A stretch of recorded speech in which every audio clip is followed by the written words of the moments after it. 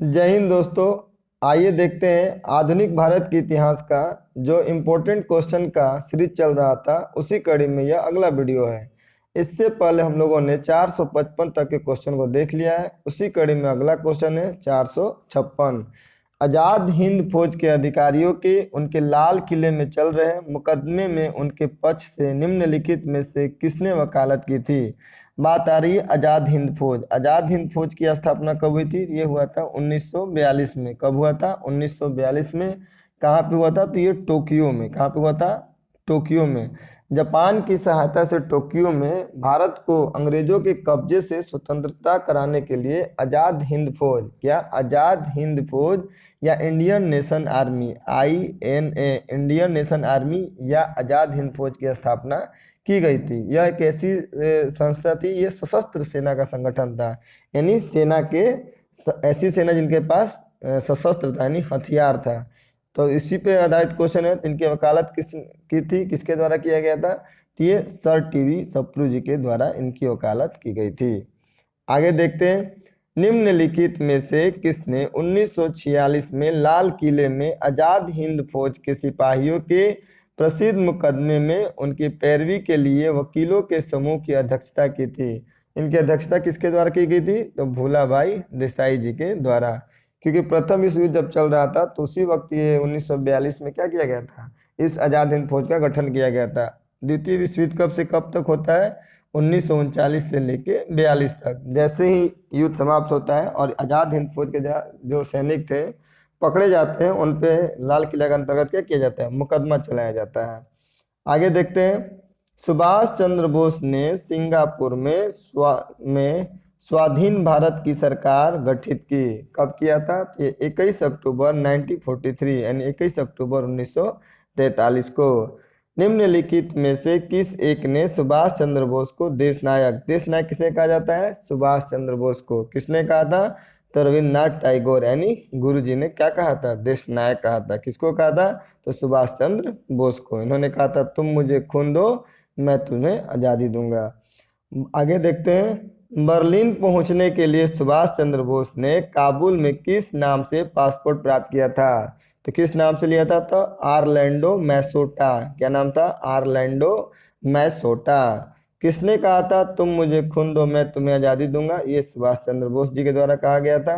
उन्होंने कहा था तुम मुझे खून दो यानी तुम अपनी जवानी दो हमें और मैं तुम्हें क्या करूंगा? आज़ादी दिलवाऊंगा। आजाद हिंद फौज के किस सैनिक को 7 वर्ष के कारावास का दंड दिया गया? किसको दिया गया था 7 वर्षों के लिए? तो रशीद अली को। किसको? रशीद अली को। निम्न में से किसने यह लिखा था भारत की मुक्ति महात्मा गांधी के नेतृत्व में नहीं होगी?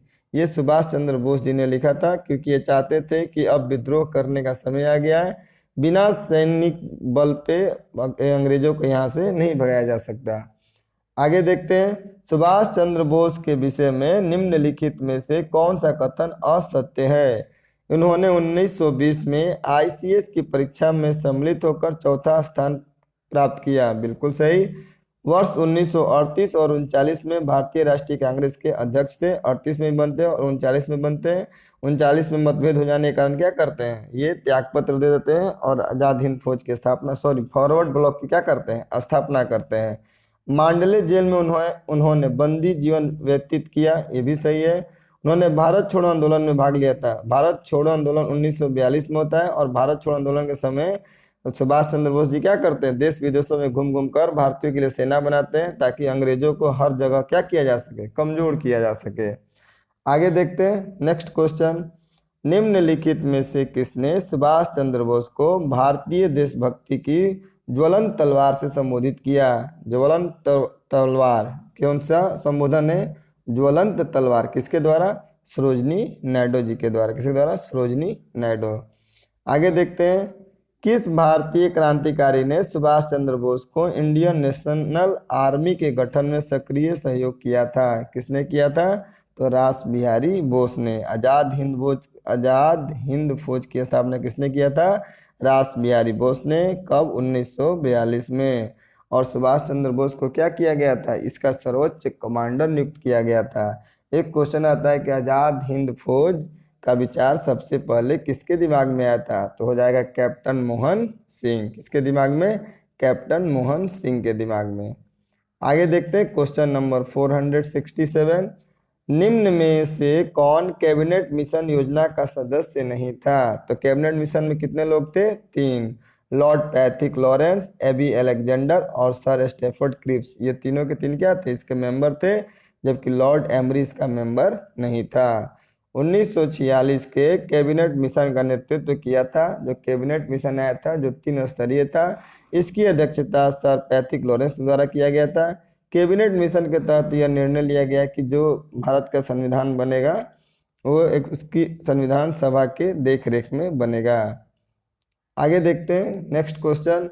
कैबिनेट मिशन योजना के अंतर्गत संविधान निर्मात्री परिषद में प्रत्येक प्रांत को आवंटित सदस्य संख्या निर्धारित करने के लिए एक प्रतिनिधि में कितनी जनसंख्या के अनुपात में था? तो हो जाएगा 10 लाख प्रति व्यक्ति। आगे देखते हैं जवाहरलाल नेहरू के अधीन एक अंतरिम सरकार का गठन कब हुआ था? तो ये 1946 में अंतरिम सरकार का गठन हो जाता है। यहाँ मंथ पूछा है तो क्या हो जाएगा? सितंबर 1946। सितंबर 1946 में क्या होता है? अंतरिम सरकार का गठन होता है। आगे देखते हैं नेक्स्ट क्वेश्चन क्या है। भारत की संविधान सभा ने निम्नलिखित में से किस तिथि को राष्ट्रीय ध्वज को अपनाया? तो 22 जुलाई 1947 को क्या किया जाता है? भारतीय जो राष्ट्रीय ध्वज है उसको अपनाया जाता है। अगस्त 1947 में स्वतंत्रता दिवस के समारोहों में निम्नलिखित में से कौन नेता कहीं भी सम्मिलित नहीं हुआ? ये हमारे महात्मा गांधी जी थे जो कहीं सम्मिलित नहीं हुए, क्योंकि आज़ादी के समय हिंदू मुस्लिम में क्या हो गया था? विद्रोह हो गया था, और जो व्यक्ति इस विद्रोह में घायल हुए थे उनकी सेवा के लिए गांधी जी क्या के उस वक्त उसमें लगे हुए थे। आगे देखते हैं निम्नलिखित में से किसने 1947 की कांग्रेस कमेटी की बैठक द्वारा विभाजन के प्रस्ताव के पारित होने को राष्ट्रवाद का संप्रदायवाद के पक्ष में समर्पण के रूप में लिया? ये डॉक्टर किचलू। आगे देखते हैं नई दिल्ली में 1947 में आयोजित अखिल भारतीय कांग्रेस समिति की बैठक क्या है? अखिल भारतीय कांग्रेस समिति की बैठक में निम्नलिखित में से किसने विभाजन के प्रस्ताव का समर्थन किया था? किसने किया था? तो अब्दुल कलाम आज़ाद ने। किसने किया? अब्दुल कलाम आज़ाद ने। माउंटबेटन योजना आधार बनी। माउंटबेटन योजना किसकी आधार बनी? देश के विभाजन का। और 14 अगस्त 1947 को पाकिस्तान और 15 अगस्त 1947 को भारत बना। आगे देखते हैं पहले अवसर पर भारत के प्रधानमंत्री की नियुक्ति की थी, ये किसके द्वारा किया गया था? तो उसमें गवर्नर जनरल के द्वारा भारत के प्रधानमंत्री की नियुक्ति किया गया था। ब्रिटिश सरकार भारत के विभाजन के लिए उत्तरदायी नहीं है। उपयुक्त कथन का श्रेय दिया जाता है किसको? तो लॉर्ड एटली को। किसको दिया जाता है? लॉर्ड एटली को। आगे देखते हैं क्वेश्चन नंबर 478।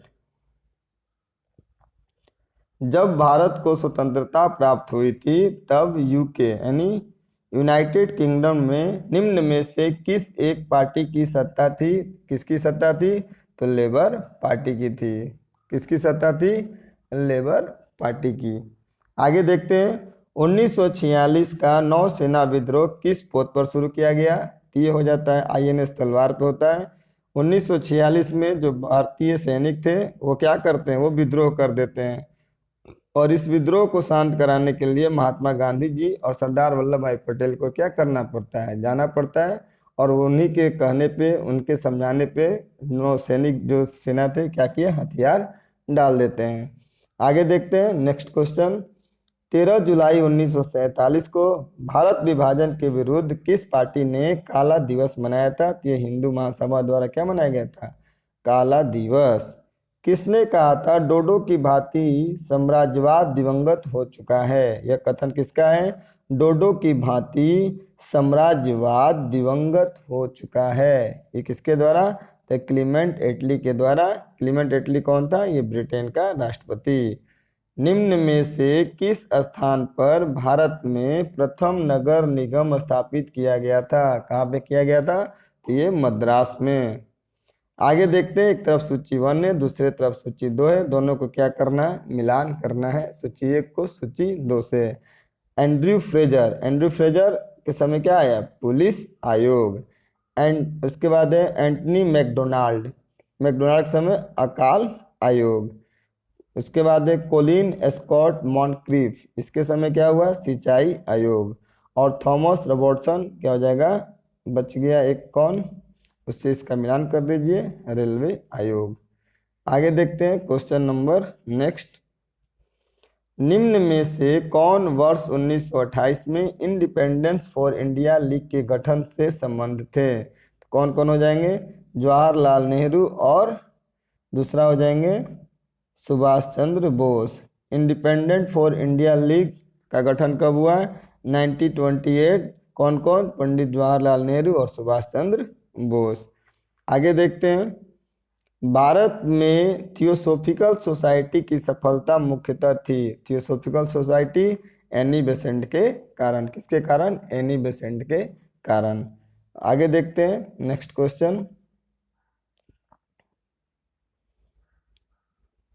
निम्नलिखित में से किसने 1936 में इंडिपेंडेंस लेबर पार्टी की स्थापना की, इंडिपेंडेंट लेबर पार्टी की स्थापना कब हुई, 1936 में। किसके द्वारा किया गया, तो डॉक्टर BR अम्बेडकर जी के द्वारा। रिंग फेंस की नीति किससे नाम जुड़ा हुआ है, क्वेश्चन है रिंग फेंस, ठीक है, रिंग फेंस की नीति किससे जुड़ा हुआ है, तो ये हो जाएगा वारेन हेस्टिंग से। वारेन हेस्टिंग का कार्यकाल 1774 से कितना हो जाता है, 85। और लॉर्ड हेस्टिंग का कार्यकाल 1813 से 23। और जॉन शोर का हो जाता है 1793 से 98। और कर्नवालिस का कार्यकाल हो जाता है 1786 से 93, 1786 से 93। इनका कार्यकाल ध्यान देने से बहुत सारे क्वेश्चन भी पकड़ में आने लगते हैं। आगे देखते हैं, निम्न गवर्नर जनरलों में से किसने कांग्रेस को अत्यधिक अल्पसंख्यक लोगों का प्रतिनिधित्व करने वाली कहकर उपहास किया था, किसके द्वारा किया गया था, तो लॉर्ड डफरिन के द्वारा। भारतीय राष्ट्रीय कांग्रेस की स्थापना किसके समय होती है, लॉर्ड डफरिन के द्वारा, किस कार्यकाल में होती है, डफरिन का कार्यकाल कितना हो जाता है, 1884 से लेके 1888 तक। आगे देखते हैं, निम्नलिखित में से किसका सम्मेलन नहीं है, इसमें पूछा है किसका सम्मेलन नहीं है, लॉर्ड कर्नवालिस। लॉर्ड कर्नवालिस का संबंध किससे, अस्थाई बंदोबस्त से, बिल्कुल सही। वेलेस्ली की क्या थी, सहायक संधि। और डलहौजी का व्यक्तिगत सिद्धांत, ये तीनों के तीनों क्या है, सही सम्मिलित है। जबकि लॉर्ड कैनिंग का उच्चतम निष्क्रियता से संबंध नहीं था। आगे देखते हैं नेक्स्ट क्वेश्चन क्या कहता है, निम्नलिखित में से कौन सा युग्म सही सुमेलित नहीं है, इसमें पूछा है कौन सही सुमेलित नहीं है। स्थानीय स्वशासन, लॉर्ड लीटन, स्थानीय स्वशासन का जनक लॉर्ड लीटन को नहीं, लॉर्ड रिपन को। स्थानीय स्वशासन का जनक किसे कहा जाता है, लॉर्ड रिपन को, तो ये सही सुमेलित नहीं है। जबकि सहायक संधि वेलेस्ली की सहायक संधि, राज्य अपहरण नीति डलहौजी का है। और अस्थाई बंदोबस्त किसने लाया, लॉर्ड कर्नवालिस ने। अस्थाई बंदोबस्त किसने लाया, लॉर्ड कर्नवालिस ने। भारत में अंग्रेजों के समय में प्रथम जनगणना हुई, प्रथम जनगणना किसके काल में होती है, लॉर्ड मेयो के कार्यकाल में, किसके कार्यकाल में, लॉर्ड मेयो के कार्यकाल में।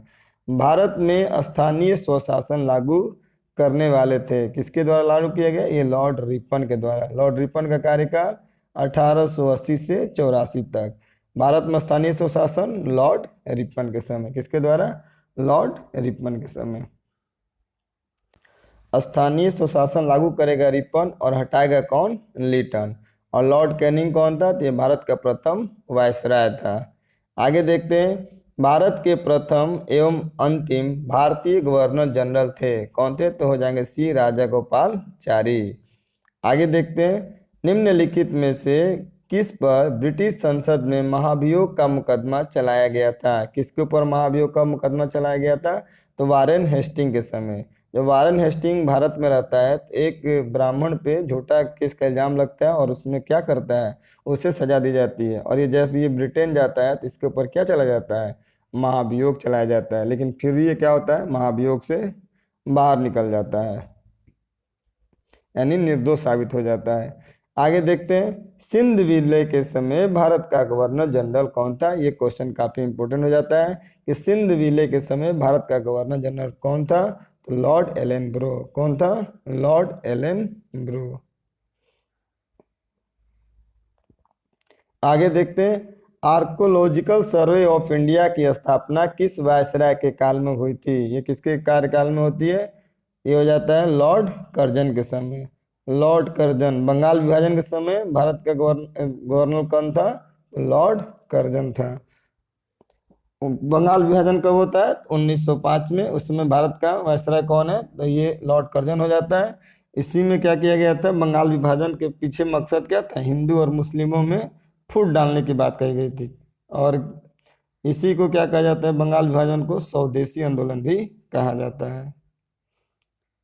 आगे देखते हैं क्वेश्चन नंबर 497। भारत में कर्जन के प्रशासन की तुलना औरंगजेब से किसने की थी? किसने की थी? तो ये जी के गोखले यानी गोपाल कृष्ण गोखले ने। किसने किया था? गोपाल कृष्ण गोखले ने।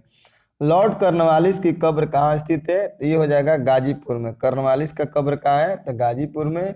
कर्नवालिस का कार्यकाल कब से कब हो जाता है? कर्नवालिस का कार्य हो जाता है 1786 से 93 तक। 1786 से 93 तक। 93 में कर्नवालिस क्या करता है? कर्नवालिस क्या करता है? 1793 में अस्थाई बंदोबस्त लाता है। क्या लाता है? अस्थाई बंदोबस्त। अस्थाई बंदोबस्त का जन्मदाता कौन है? कर्नवालिस। कौन है? Lord Cornwallis. और ये कर्नवालिस कोड एक था, कर्नवालिस कोड, जो शक्तियों को क्या करता था? पृथ्वीकरण पे आधारित है। ये भी कब आता है? 1793 में। कब आता है? 1793 में। आगे देखते हैं question number next. Lord Cornwallis का कब्र कहाँ है? ये तो हो गया गाजीपुर में। आंग्ल नेपाल युद्ध, आंग्ल नेपाल युद्ध किसके शासनकाल में हुआ था? तो आंग्ल नेपाल युद्ध किसके शासनकाल में होता है? ये लॉर्ड हेस्टिंग के शासनकाल में। किसके समय में? Lord Hasting. लॉर्ड हेस्टिंग क्या करता था? ये द्वैत शासन प्रणाली, द्वैत शासन कौन लगाएगा? Lord Hasting. और हटाएगा कौन? लीटन। किसके द्वारा हटाया जाएगा? लीटन के द्वारा। निम्नलिखित में से किसे स्वर्ग से उत्पन्न सेना नायक कहा गया है? स्वर्ग से उत्पन्न सेना नायक किसको कहा जाता है? ये लॉर्ड मैकाले को। किसको कहा जाता है? सॉरी, स्वर्ग से उतरा, स्वर्ग से उतरा किसे कहा जाता है? रॉबर्ट क्लाइव को। किसे कहा जाता है? रॉबर्ट क्लाइव को।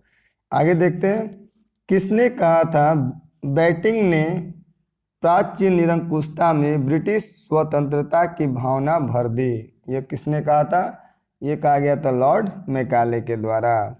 आगे देखते हैं, भारतीय लोक सेवा का प्रवर्तक किया गया, भारतीय लोक सेवा का प्रवर्तन किया गया किसके द्वारा किया गया? कर्नवालिस के शासन काल में। किसके काल में?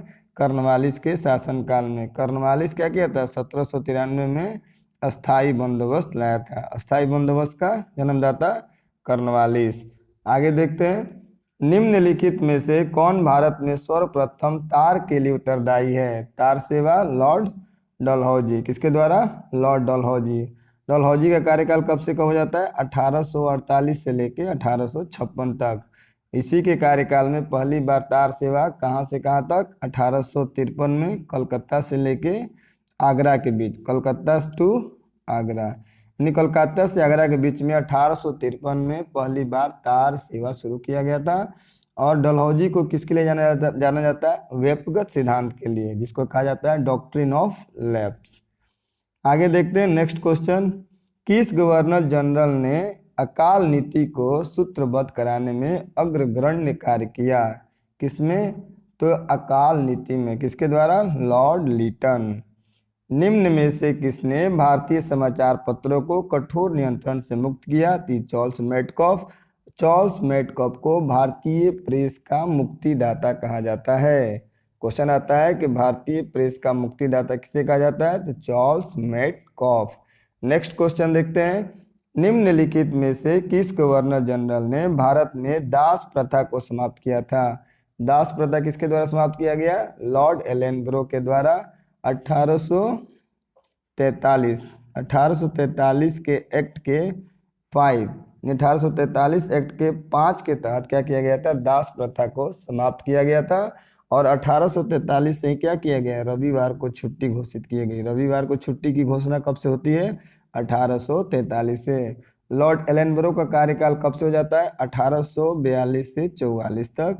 और 43 में क्या होता है? 43 के 5 के तहत दास प्रथा को समाप्त किया जाता है। और 1843 से ही रविवार को छुट्टी क्या किया गया? शुरू किया गया। गांधी जी को वन मैन बाउंड्री क्या कहा जाता है? वन मैन बाउंड्री कहकर किसने संबोधित किया था? ये माउंट बेटन ने किया था। गांधी जी कहा यार ये एक व्यक्ति नहीं, ये पूरा क्या है, बाउंड्री के समान है। आगे देखते हैं, निम्नलिखित में से कौन भारत का एकमात्र यहूदी वायसराय? एकमात्र यहूदी वायसराय कौन हुआ? ये एकमात्र थे लॉर्ड रीडिंग। लॉर्ड रीडिंग ऐसे हैं जो एकमात्र यहूदी वायसराय होते हैं। इनका कार्यकाल हो जाता है 1921 से लेके 1926 के बीच। और 1921 में क्या होता है? मोपला विद्रोह। घटनाओं को एक दूसरे से जोड़ के अगर याद पढ़ा जाए तो बहुत चीज़ों को क्या किया जाता है, याद किया जा सकता है। लॉर्ड रीडिंग का कार्यकाल 1921 से 26 तक, और 1921 में क्या होता है? मोपला विद्रोह। आगे देखते हैं, दिल्ली में उनके राजकीय प्रवेश के अवसर पर बम फेंका गया था। किसके? तो लॉर्ड हार्डिंग पर क्या किया गया था? बम फेंका गया था। रविंद्रनाथ टैगोर के जन गण मन को सर्वप्रथम कब गाया गया? ये 27 दिसंबर 1911। अब सिर्फ 1911 याद रखने से नहीं होगा, क्योंकि 1911 में दिल्ली दरबार लगा था और उसमें यह निर्णय लिया गया कि अब भारत की राजधानी कलकत्ता ना होकर क्या हो जाएगी? दिल्ली हो जाएगी। इसकी घोषणा होती है 1911 में, और लेकिन 1912 से क्या होता है? दिल्ली भारत की राजधानी बनती है। अब ये डेट याद रखना होगा, 27 दिसंबर 1911 को क्या किया गया? पहली बार जन गण मन गाया गया। आगे देखते हैं, क्वेश्चन नंबर 511। ये एक वीडियो है, इसके बाद एक और वीडियो आएगा, उसके बाद हम लोग आधुनिक भारत के जितने भी महत्वपूर्ण ऑब्जेक्टिव क्वेश्चन थे वो समाप्त हो जाएंगे। समाचार पत्र के निम्नलिखित में से किस एक संपादक को चापेकर बंधुओं के पक्ष में लिखने के कारण दादा भाई नौरोजी द्वारा कांग्रेस के किसी अधिवेशन में भाग लेने से प्रतिबंधित कर दिया गया था? ये बाल गंगाधर तिलक को क्या किया गया था? प्रतिबंधित कर दिया गया था। आगे देखते हैं नेक्स्ट क्वेश्चन, निम्नलिखित कृतियों में से कौन सी एक बीजी तिलक के द्वारा नहीं लिखी गई है? यानी बाल गंगाधर तिलक के द्वारा नहीं लिखा गया है। तो पैराडाइज फाउंड, पैराडाइज फाउंड ये बाल गंगाधर तिलक के द्वारा नहीं लिखा गया है। प्रसिद्ध उर्दू साप्ताहिक पत्र अल हिलाल निम्नलिखित में से किस वर्ष में प्रारंभ हुआ था? तो अल हिलाल का प्रकाशन 1912 से होता था। इसके संपादक कौन थे? मौलाना अबुल कलाम आज़ाद। कौन थे? मौलाना अबुल कलाम। कौन थे? मौलाना अबुल कलाम। नेक्स्ट देखते हैं, इंपीरियल गजेटियर के संकलनकर्ता कौन थे? इंपीरियल गजेटियर के संकलनकर्ता कौन थे? तो ये हो जाएंगे William Wilson Hunter. William Wilson Hunter. Next question देखते हैं, प्रसिद्ध पुस्तक द मास्टर एज आई सा हिम के लेखक कौन था? इसके लेखक कौन थे?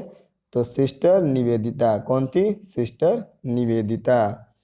निम्नलिखित में से किसने कालिदास के नाटक अभिज्ञान शकुंतलम का सर्वप्रथम एक यूरोपीय भाषा में अनुवाद किया था? ये हो जाएंगे विलियम जोन्स। विलियम जोन्स के द्वारा जो कालिदास के नाटक था अभिज्ञान शकुंतलम, इसका यूरोपीय भाषा यानी अंग्रेजी में अनुवाद किसके द्वारा किया गया? विलियम जोन्स के द्वारा। एक तरफ समाचार पत्र है तो दूसरे तरफ उसके प्रारंभ करने वाले या प्रकाशक का नाम है। तो लीडर किसके द्वारा? मदन मोहन मालवीय जी के द्वारा। बॉम्बे क्रॉनिकल फिरोज शाह मेहता। इंडिपेंडेंट हो जाएगा मोतीलाल नेहरू, और जस्टिस हो जाएगा टी.एम. नायर। एक बार फिर से देख लीजिए, लीडर के कौन हो जाएंगे? मदन मोहन मालवीय जी। बॉम्बे क्रॉनिकल के फिरोज शाह मेहता। इंडिपेंडेंट के मोतीलाल नेहरू, और जस्टिस के हो जाएंगे टी.एम. नायर। आगे देखते हैं, निम्नलिखित में से कौन एक सही सुमेलित नहीं है? इसमें पूछा है कौन सही सुमेलित नहीं है। तो देखते हैं, B.R. अम्बेडकर इंडिपेंडेंट अभी हमने पढ़ा, इंडिपेंडेंट किसके द्वारा हो जाता है? मोतीलाल नेहरू। मोतीलाल नेहरू। इंडिपेंडेंट किसके द्वारा हो जाएगा? B.R. अम्बेडकर द्वारा नहीं, मोतीलाल नेहरू। बाल गंगाधर तिलक का केसरी सही है। एनी बेसेंट न्यू इंडिया, और दादा भाई नौरोजी राष्ट्रगुप्तार, और इंडिपेंडेंट हो जाएंगे मोतीलाल नेहरू। बहुत जल्द मिलते हैं अगले वीडियो में, वो हमारा लास्ट वीडियो होगा। वहाँ से हमारा आधुनिक भारत के जो ऑब्जेक्टिव क्वेश्चन का सीरीज चल रहा है वो समाप्त हो जाएगा। विश्व के इतिहास का जो इम्पोर्टेंट ऑब्जेक्टिव क्वेश्चन होगा उसको अपलोड किया जाएगा। और दूसरे तरफ हमारा प्रयास है कब इडुटेरिया की जो करंट अफेयर की बुक आई है उसको भी अपलोड किया जाए। इडुटेरिया की जो करंट अफेयर की बुक आती है उसको देखा जाएगा। और दूसरे तरफ जैसे ही समाप्त होता है अब हमारा अगला वीडियो पॉलिटी से आएगा। तो सारे के सारे क्वेश्चन किससे होंगे, एनसीईआरटी और एससीईआरटी बुक से आधारित होगा। अगर आपको यह हमारा प्रयास अच्छा लगता है तो आप हमारे चैनल को सब्सक्राइब करें, हमारे वीडियो को लाइक करें। देखने के लिए आपका बहुत बहुत धन्यवाद।